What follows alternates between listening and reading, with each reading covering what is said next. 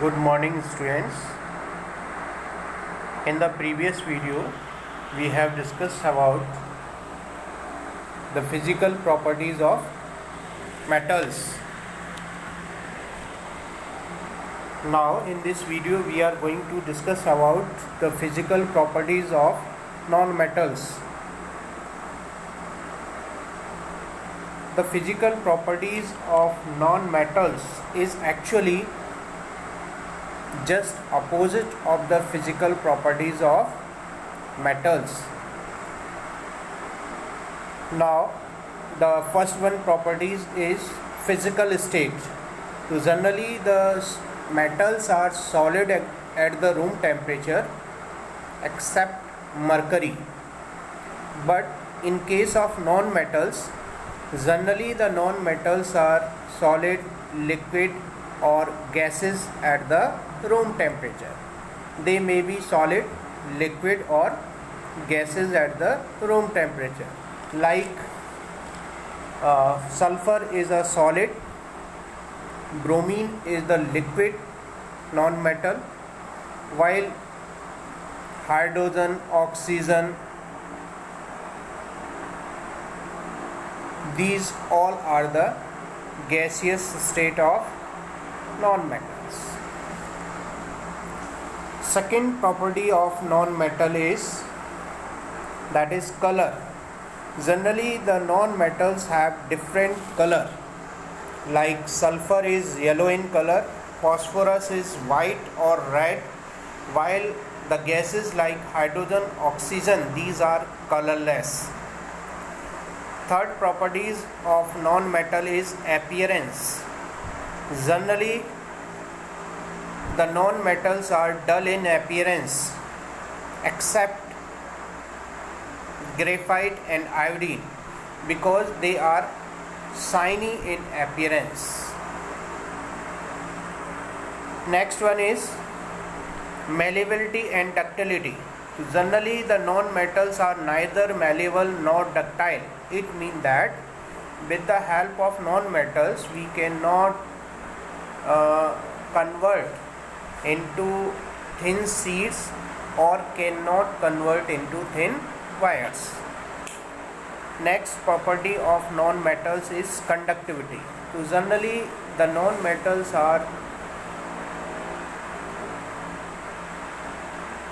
do not conduct the heat or electricity, so we can say that they are poor conductor of heat and electricity except graphite.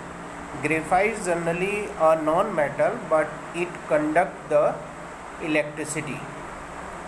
Next property of non-metal is melting and boiling point. Generally the non-metals have low melting and boiling point except graphite. Sonority means non-metals generally do not show this property. Whenever we strike the non-metal with any article, it does not produce the ringing sound. So we can say that they do not produce sound when hit with an object. These are some physical properties of non-metals. Let's take a pic of physical properties of non-metals.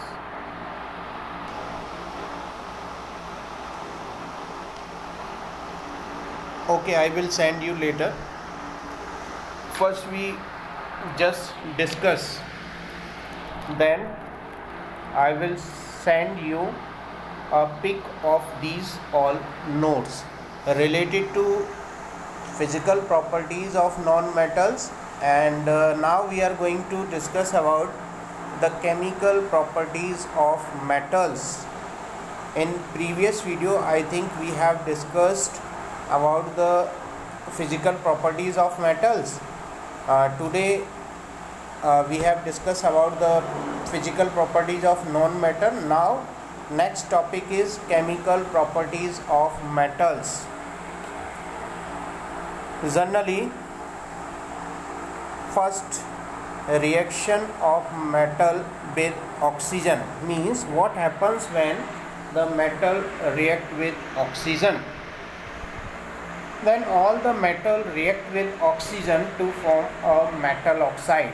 Generally the metal react with oxygen to form a metal oxide like sodium, magnesium and zinc.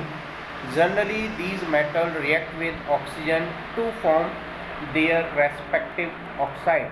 Like sodium react with oxygen to form sodium oxide, same as magnesium react with oxygen to form magnesium oxide, while zinc react with oxygen to form zinc oxide.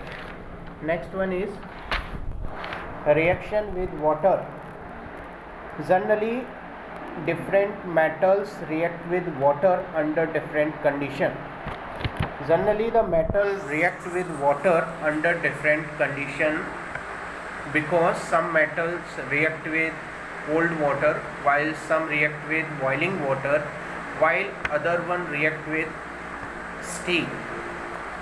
Like whenever the metals react with water, then they form metal hydroxide or metal oxide and hydrogen gas is evolved.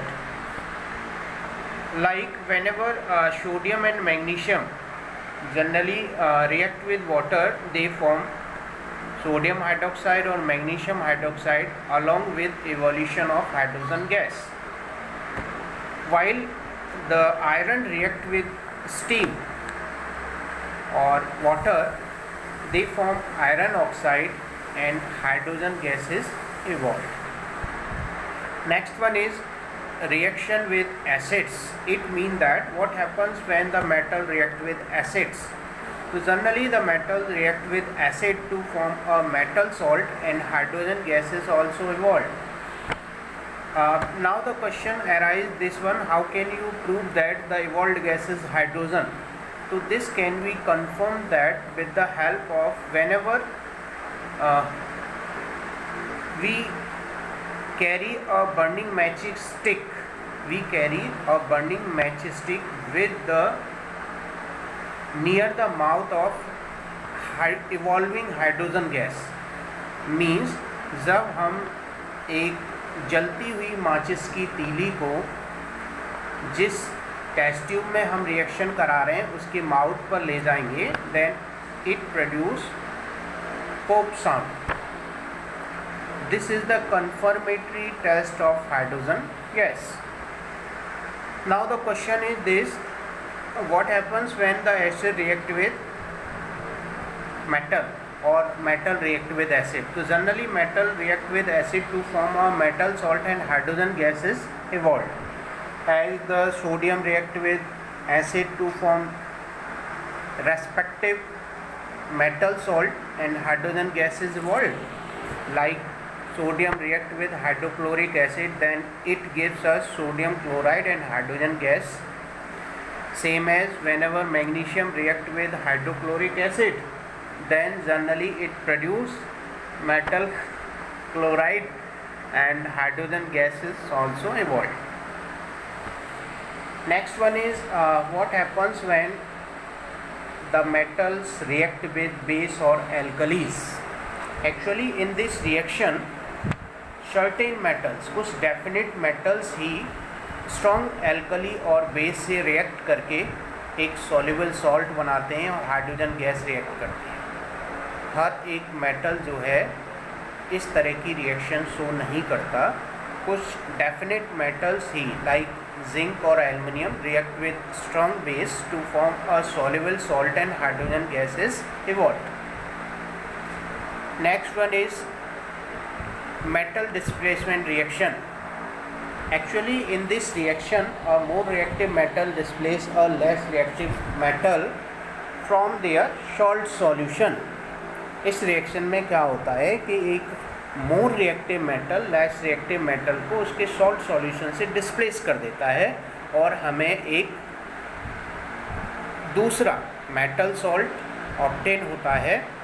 और जो metal displace होता है salt से वो उससे अलग form में हमें ऑब्टेन हो जाता है. जैसे मैग्नीशियम की रिएक्शन जब हम कॉपर सल्फेट से कराते हैं तो हमें मैग्नीशियम सल्फेट ऑब्टेन होता है और कॉपर हमें ऑब्टेन होता है। इसमें इसका कलर भी चेंज हो जाता है।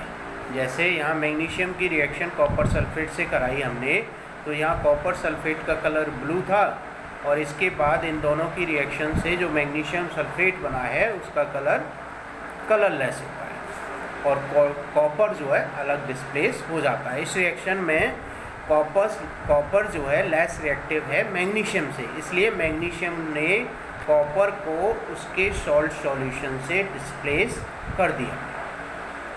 Next, same as zinc react with copper sulphate, then it form zinc sulfate and copper. Clear?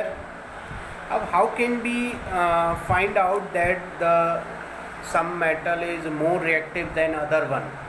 ये हमें कैसे पता चलेगा कि कुछ मेटल दूसरे मेटल से ज़्यादा रिएक्टिव हैं या कम रिएक्टिव हैं? इसके लिए क्या होता है कि आपके यहाँ आप जो है 10th I think 10th class में की स्टडी करोगे कि आप with the help of a reactivity series of metal, एक reactivity series होती है metals की जिसमें बहुत सारे metals को एक definite manner में arrange किया गया। Okay, now next topic we will discuss in next video. Okay.